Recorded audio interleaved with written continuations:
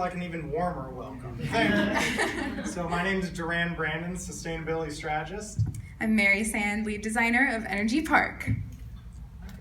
So currently there's an energy crisis in our hands. The current energy grid system in California is outdated and responsible for some of the deadliest wildfires that we've seen in California history.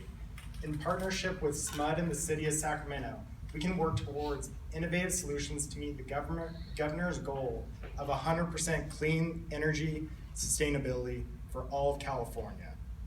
And to do this, we are designing recreational parks that generate and store renewable energy. So we've developed some designs for creating shade structures that also capture solar energy and store them beneath the ground in batteries. And then we also have a connection to electric vehicles that will generate revenue for the city and power electric vehicles.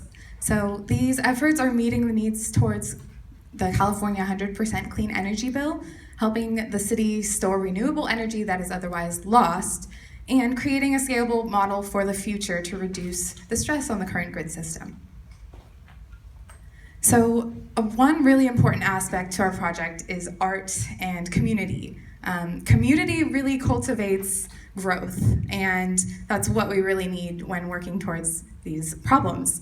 Art really has the power to educate and engage the people in order to inspire them to make innovations and working towards these problems. We also need to shed this consumer-based culture that we live in, and art really feeds this culture.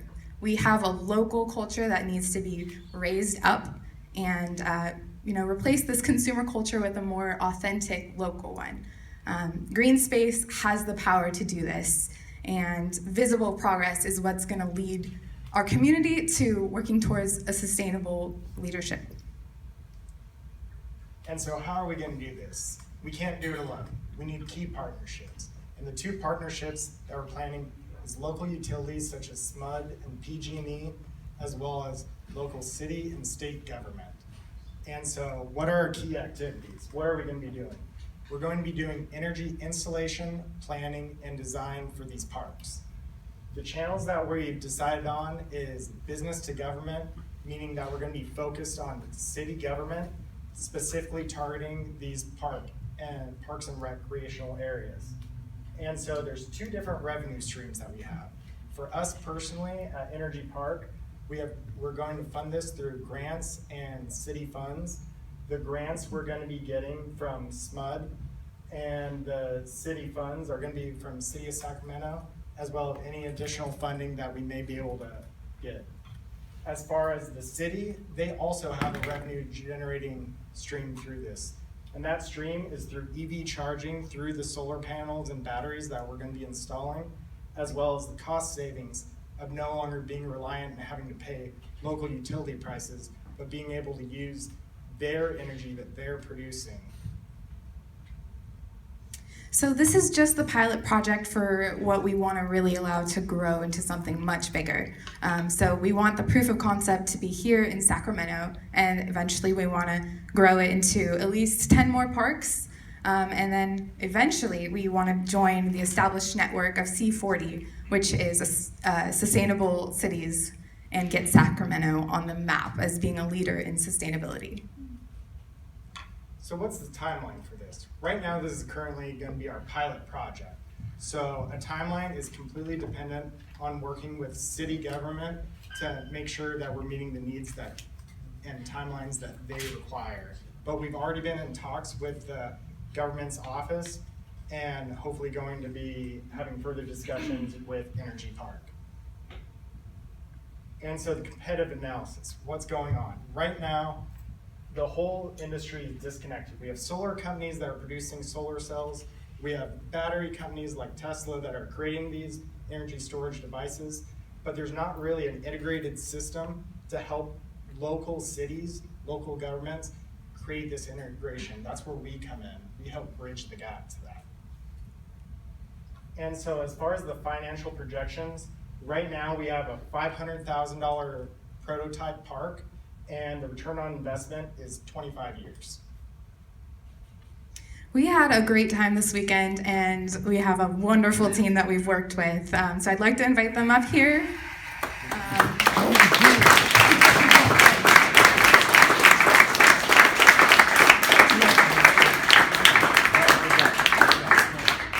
All right, judges, you have 5 minutes. Do your worst. John, you want to start? Yeah, go to the left side. Hi, by the way, I really like the idea. I love the aesthetic impact it could have and the spirit of what you're trying to accomplish. I'd like to hear more about how is this something that's truly differentiated? What's the unique IP that gives you kind of an advantage, something to get value for? How would this differ from somebody just saying, hey, I want to put some solar panels in my park. I can do it on my own. I can hire the local solar company to do that. Can you talk about that? Yeah, so right now, local governments aren't set up for these type of projects. A lot of local governments are spending money on consultants and stuff like that who have these frameworks in place. And that's what we're here to do. We're here to build a framework that can be transferable for multiple parks, multiple cities, and hopefully all across the US and maybe even the world. And so that's what we're bringing. We're having them not have to invest in city planning, but have us do the planning for them so they don't have to worry about that issue. Yeah, can I also double tap on that real quick?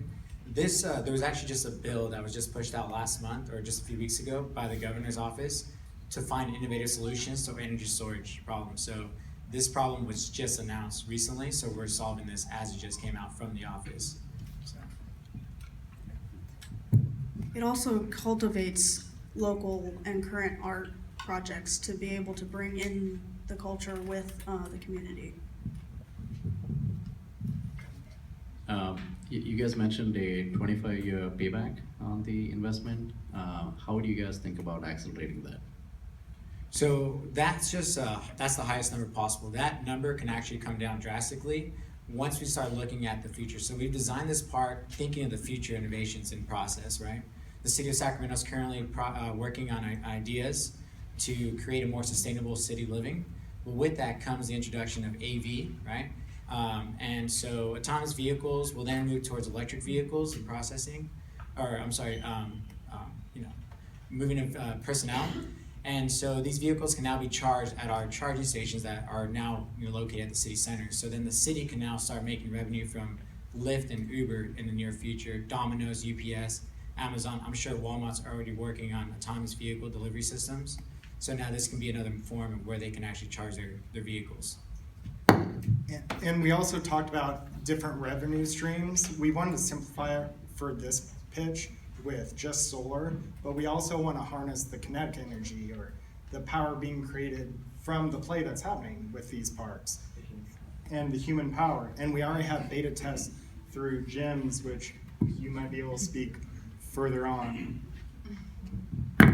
So I work in the energy industry. I'm a former vice president of ACR Solar. I branched off to create my own business. And so I've been in the industry for over 20 years. Basically, the 25-year ROI is actually a really good number because what you're looking at is you're looking at a product that is going to last far longer than that. So the worst case scenario you're looking at is 25 years, but you're looking at a product that can last up to 50. So you're actually doubling and quadrupling your potential to bring back income. You're reducing the potential for outages. You're also reducing the cost of the actual park that people are going to be utilizing. And that's definitely an asset. You'll bring in more tourists and things like that because people will want to visit this thing because it's unique to the city in which it is installed. Real quickly, could you list off the top 5 use cases for the recreational park that you have in mind? Is it a standard park or is there something? So we really want this park to be a central hub for environmental activism in Sacramento. We want to hold events, have interactive activities for youth and adults to learn and grow from. So we really want to integrate environmental activism into this park, that as being the central use for it. So I didn't completely understand.